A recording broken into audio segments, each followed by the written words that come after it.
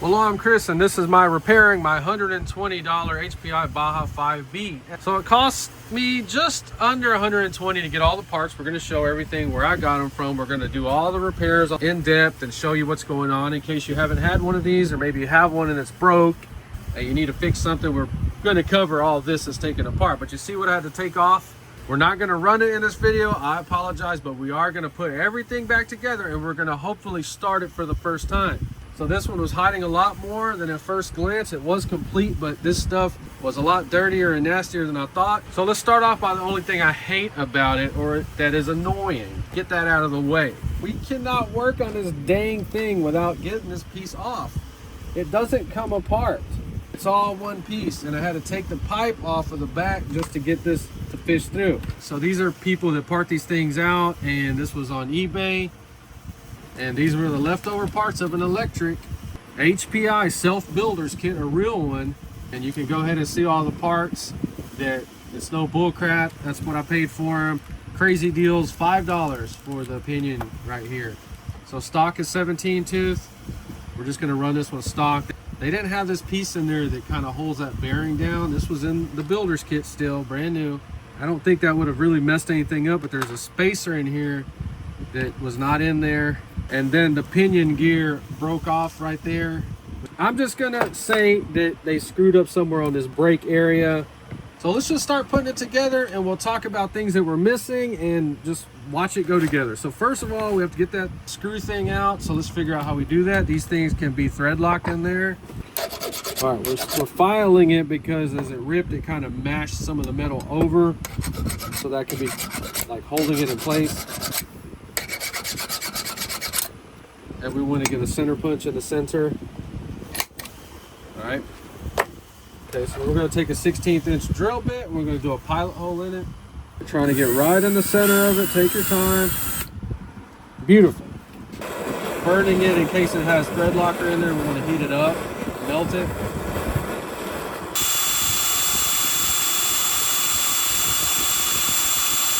So this is where you have to get creative and figure out what's going to work for you. I will try to hammer an Allen wrench in that hole.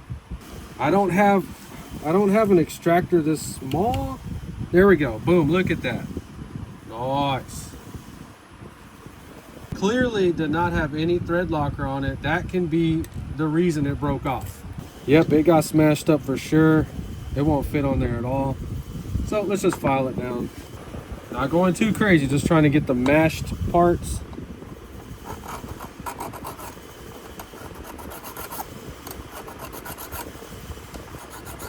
Okay. I mean, that took like 10 seconds. There you go. Okay. So drilling this out, hopefully that was the hardest part of the job, but we successfully got it done. So let's move on. Okay, so this piece, taking it off is optional. You can kind of bend it up to get the brake stuff in there, but we took it off. The aluminum piece with a little pin through it, you want to thread lock it. This is like a plastic snap ring. It's so plastic towards the engine. So then the brake discs, that's in the middle. It's all kind of spiraling that direction. So since this one had damage, we need to spin that shaft to make sure it's not wobbling or bent. So this little goofy piece right here, put the nut in there and get this on right now. We're not going to tighten it just yet because we might have to move it. Once you get that little thing in there, then we can put this back on. Yeah, so this was like 40 bucks. The brake kit alone might cost you $40, but this one had a lot of extra stuff in there, and I had to buy this because I needed this spacer right here. This is a critical piece that might have caused this failure here. So the new parts, I only use what I need. So I had to get the freaking book out. So there's that little spacer right there that was missing. Had to have it. You're messing with your brakes. There's that page right there. So that one's fine. We're not going to mess with that one. But we're going to glue one piece to this. Doesn't matter which way. So there was no brake pad glued to this, but there was some residual crap on there. So we have to clean this a couple of times thoroughly. While we're in here with the alcohol, we also want to clean this. You don't have to do this. I just want to clean this. I just want that to be super clean. When I put that thread locker, I don't want any issues with it ever coming off. It looks like it can go in either direction. We're going to put it in there like a jig.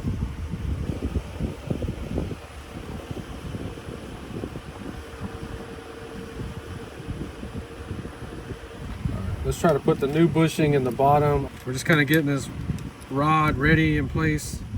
It's gonna slide in there, and then that little spacer, getting that ready. Okay, so another thing I'm noticing, they have this piece in there backwards. It wants the flat side facing the brake shoes. All right. Okay, so now that we've corrected this piece, it's showing the little triangles to go downward. So that smooth side goes towards the engine.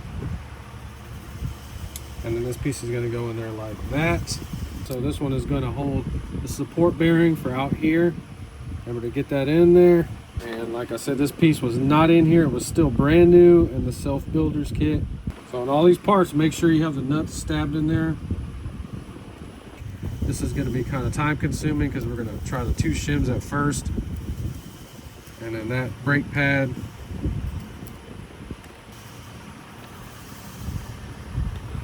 So in this piece, it's actually kind of stamped where it will not allow you to put it in the wrong side, in which I just tried and almost destroyed my freaking bushing.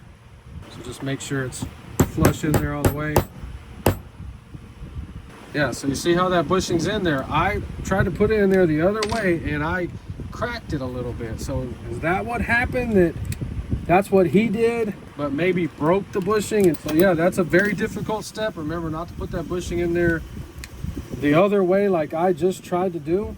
And I did damage it a little bit, but it'll be fine. I also have an extra one, so no big deal. Yeah, these brakes, this is not common sense right here. I had to look at that book several times to figure this out. So we have 2 shims in there. We might have to take this all back apart. So, man, it's too tight. Yeah, no, we gotta take it apart. We only need 1 shim on this one. All right, so you notice I'm using hand tools. I'm not using power well. I've never worked on this before, so I need to learn what we can use power on before I destroy something. So we're gonna take one of those shims out. Let's make sure we didn't screw up and have to put this. Oh my God, we almost screwed up. Damn, dude. All right, so we almost screwed up. Get that on there first, man. Yeah, so is this fun right here? It is fun. I do like this. Is this easy though? It's not easy. This is frustrating. This is just like working on a real car. All right, so just make sure everything feels right. We'll spin it now. There you go. It feels beautiful. You do not want any static resistance on those freaking brakes. So then I'm assuming it goes that way. Oh my goodness, these things lock up like crazy. All right, so in case you don't know, you save your shims like this because whenever the brake pads start wearing down, you can throw another shim in there. Brake kit was $40. We only used a few things from it, but it was totally worth it. All these parts are awesome to have.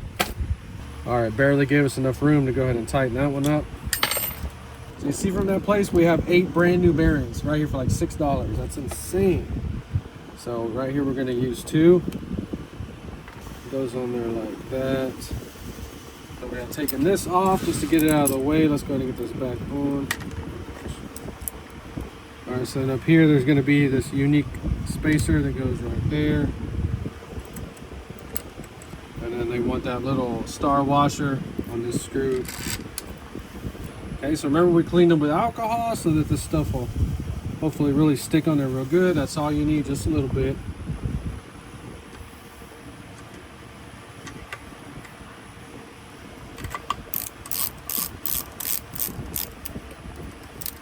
I don't know. I'm probably doing this wrong. I don't care, but we need to tighten this pretty good. That feels really freaking awesome right there. Okay, so I bought the slipper clutch piece. It came with a new spur gear, but we're gonna use the old spur gear. It's got some damage on it. Never done one of these. I didn't watch no videos. I'm just gonna imagine just stick it together, right? So remember our precious spacer. Make sure that goes on there before this. Ooh, we have issues. Did they put a different freaking gear ratio on there? Bro. Come on, man. Don't they sure the frick did Okay, so it doesn't show any numbers on it. Like I said, this one, it's just a little bit bigger, maybe one teeth or tooth bigger. But we have the stock one right here, so this should go on there like it's supposed to. So we're missing a little plug right here. I don't think that really does anything. And this will clear our spur gear. And we're missing this little dust shield right here. It clearly doesn't have to have it, but I will eventually get one. A-Main sells it.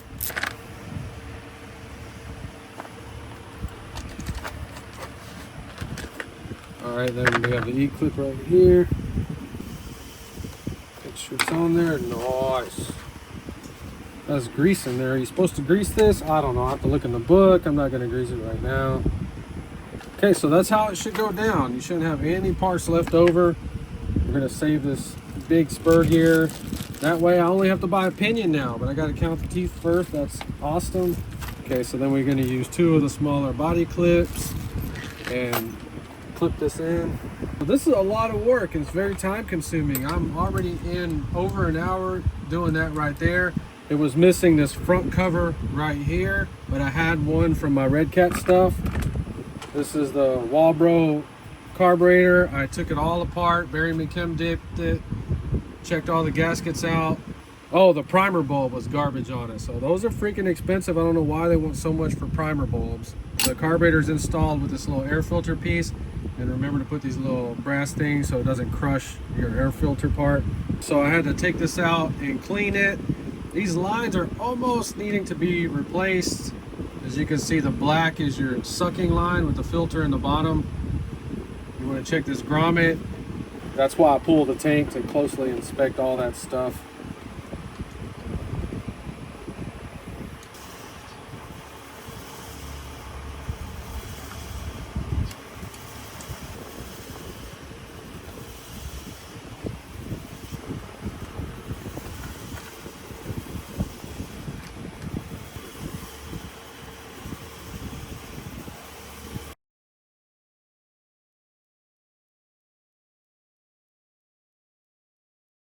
So they had the low speed needle a quarter turn leaned out. So I'm gonna go ahead and run 25 to 1, just one tank. And then when we do the running video, we're gonna run 40 or 50 to 1 through it, and then we'll start leaning it out. But I feel safe doing this. This makes me feel better about it. I checked spark, the spark is fine on there. So everybody's gotta learn how to start with these engines. The worst thing that they do is they flood over instantly. I've even seen channels of people that have been messing with these things for years. They flood them in the video and they're sitting there pulling this a billion times. Whenever you start priming it, you just want this to fill up. Not all the way and not continuously doing it. Let's try to get some in there. You'll see exactly how to do this. This thing does not have fuel in it. Okay, we got fuel in it. Let's just start pulling it, because we don't want to flood this over. We're going to put the choke on. On this one, it's down, and you don't have to pull like you're crazy.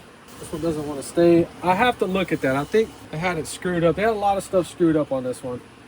So we just start pulling it real easy. You don't have to go crazy.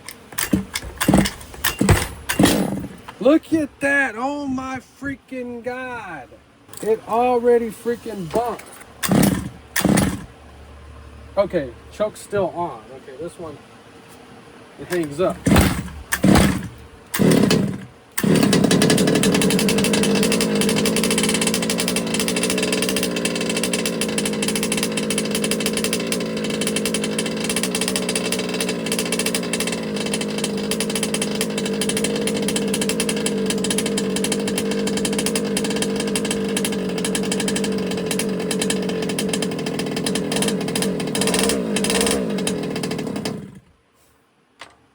All right, we are running way too rich. Maybe that's why he had it a quarter in on the low speed.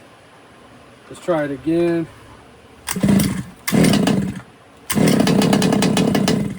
Yeah, we are loaded up so damn much.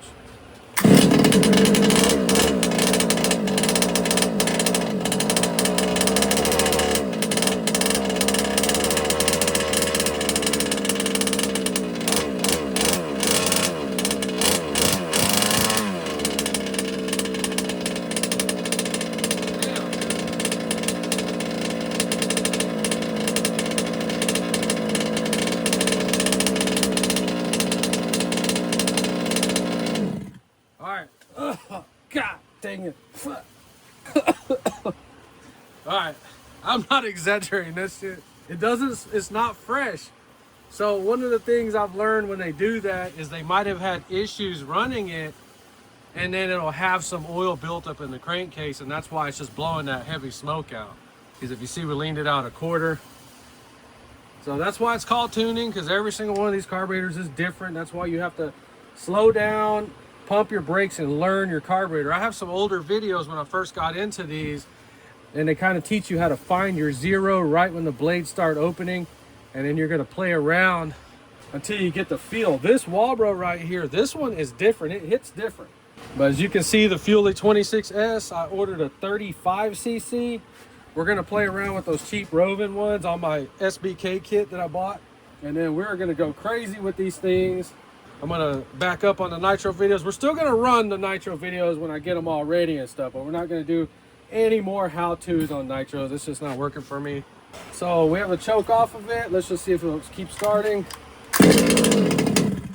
That's crazy. This thing is like blowing extra freaking stinky smoke out. I don't even have the transmitter on. All this turned out to be like real expensive stuff. I'm gonna keep this with this. You know, so I literally just put this thing back together less than an hour ago. We just want to see if it would fire up. It sounds really freaking good. It's definitely on the richer side, so we got to kind of check this out, lean it out, but we're also running 25-to-1. But I'm gonna go ahead and run just the rest of that. Oh my, look how rich we were running. Oh, never mind. Okay, I thought it was down there at the bottom. So we're just gonna run that out. Next video you see, we are gonna be testing this one out 100%, but we're gonna be running 40 or 50-to-1, probably 40-to-1, and then we'll get to finally see how this thing runs. And I have everything for it except for that main body part on it. So whenever I get my builder's kit, we're gonna go ahead and paint that piece black. And this one's just going to be all blacked out. That's just the way I want it. Well, we'll have stickers, the HPI, whatever. I don't know. We'll figure it out when we get there. So you saw the parts, about $104 from that website. And then the stupid primer bulb, they're like $9 or $10 just for a little 3-pack. So those are overpriced. And some fuel. So total price we have in this one is about $235. And then I also have about 4 hours in this one. I mean, but we went through everything, cleaned everything up the best way we could. And there you go, got it running. Super excited video coming. If you enjoyed, please like, subscribe, and thanks for watching.